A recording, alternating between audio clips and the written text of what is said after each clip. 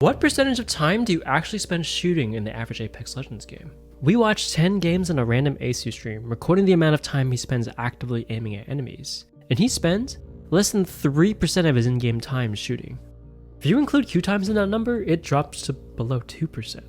So if you spent 100 hours playing Apex, you would only spend 108 minutes actively aiming. If you wanted to achieve aim similar to pros, that would take thousands upon thousands of hours to catch up to their FPS experience. Sure, there's TDM and control, and while they are better to practice mechanics than just hot dropping in pubs, they still have a relatively high amount of downtime too. But what if there was another way? What if you could spend 80% or 90% of your time focusing specifically on mechanics and aim? Here at Voltaic, we have created and experimented with the most effective ways to practice aim for all FPS titles, including Apex Legends. The core idea behind all of these is one thing: isolated practice. In a game like basketball, you have skills like shooting, handling, and passing, and all of them deserve individual attention and practice. You can't effectively practice all components of your game just by playing full-length matches, so players will also do drills to isolate things like shooting. You can do something similar with FPS mechanics. Isolate aim and movement into their own practice sessions, allowing you to focus on specific areas of your skill and improve faster than trying to learn everything through exclusively playing the game. So how can we isolate aim in Apex to improve as quickly as possible? The first thing to come to mind for most people is probably the firing range. It recently received a pretty major overhaul, adding a bunch of customizability. But that isn't what we're focusing on for this video.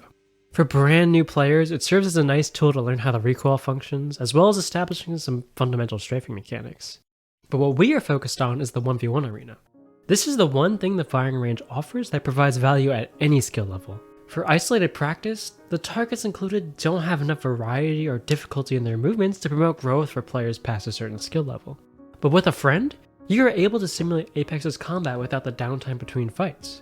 By practicing this for a while, you'll get comfortable with Apex's combat and mechanics because it's just an Apex fight. It's one-to-one with the real game. A slightly better option for 1v1s is a modded Apex client called R5 Reloaded. There are 1v1 servers that have the benefit of even less downtime. And after a while of playing against the same person, you get a feel for how they approach fights and how they like to dodge. This can lead to autopiloting, where you're not thinking about what you're doing and just going through the motions. Playing against a wide variety of people, each with their own unique playstyle and skill level, prevents you from autopiloting and can make for better practice. And if you don't have a 1v1 buddy, this is a good solution. But you can isolate your practice even further than just combat. Your practice will yield significantly different results if you're thinking more about your aim or your dodging while taking these fights. You could spend your 1v1 session trying out different dodging patterns or movement tech and seeing what yields the most consistent benefits or what complements your aim the best. Or you could zero in on aim. Different weapons can stress different types of aim, and 1v1s can be a tool to be more well-rounded. If you avoid every wingman you come across in your games, this could be a good opportunity to develop some comfort with it. But aim is a very nuanced mechanical skill. You can break it down a lot further than just tracking and flicking, and this is where aim trainers come in. R5 Reloaded actually has its own aim trainer within the client, called Flow State. It provides a few scenarios similar to the ones you'd find in the real game that can help you prepare for specific in-game situations, and it is better than the firing range. However, Flow State is a lot more limited in scope and scale than any external aim trainer. Aimlabs, for example, has over 10,000 scenarios, and Flow State has 16. But aim trainers are the furthest you can break down your practice in terms of mechanics, with the different scenarios allowing you to hone in on specific weaknesses in your aim. Voltaic actually has a playlist specifically for Apex Legends, with tasks that isolate various in-game situations, like VT jump pad, VT close fast strafes Apex, and VT wide tracking. There's a link to the full playlist in the description.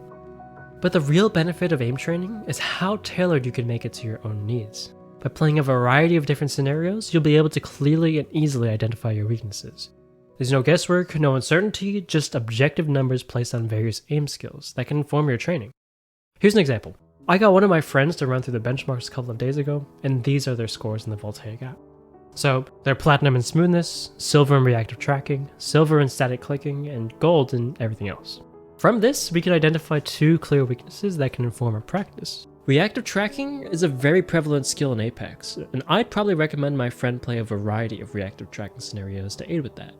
And while static is also a clear weakness, the skill isn't as relevant to Apex players as it would be in other games, so while it's still worth working on, it probably doesn't need the same level of attention as reactive tracking, if Apex is your main goal. And even though smoothness is a strength, it's still important to keep developing all of these skills to keep pushing your skill ceiling. The goal of this is to build strong technique, things like good movement reading, and clean, efficient, fine adjustments without over-aiming.